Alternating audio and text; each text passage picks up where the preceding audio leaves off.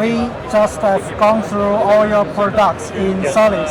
Yes. So for this EverCore Commercial Energy Storage, are there any design beauty in this product? Yes, of course. The first thing is that we designed the air flowing system. It is air cooled. It's not liquid cooled, and it takes less maintenance than the liquid cooling. The beauty is that you can parallel way more than the other company solutions. So when you are receiving this battery, everything comes pre-wired. You just need to connect only the AC side and the DC side for the inverter, and you are good to go.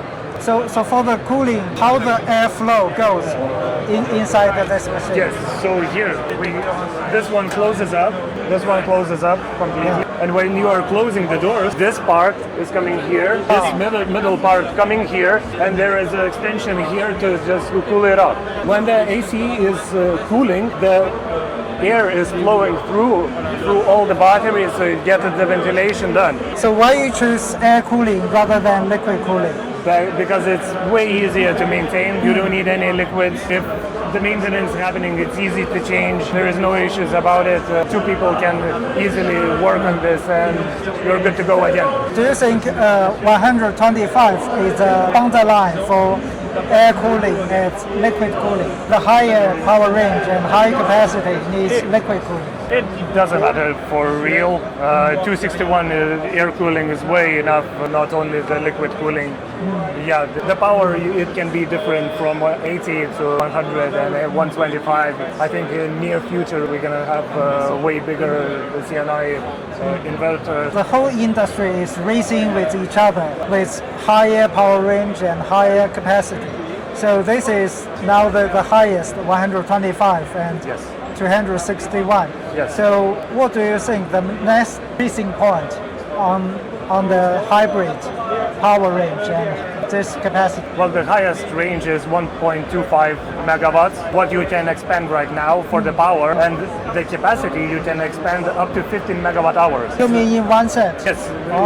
You can just parallel in and between 10 inverters, 60 pieces of these cabinets together to get that capacity and the power you need. Yes. We will have a smart hub which is connecting all the inverters together for the power supply. So it will be 400 volts, everything will work smoothly.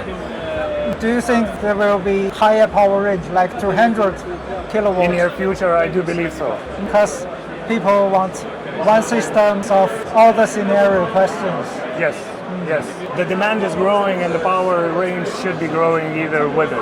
I see the Solis is very fast in launching the battery storage products. Yeah. 2 years ago, Solis focused on mainly inverters. Yes. But in very short time, 1 year or 1 year more, you have from the home energy storage up to the CNI and then coming with the containerized storage. Yes. Well, the demand is growing, so we have to keep up.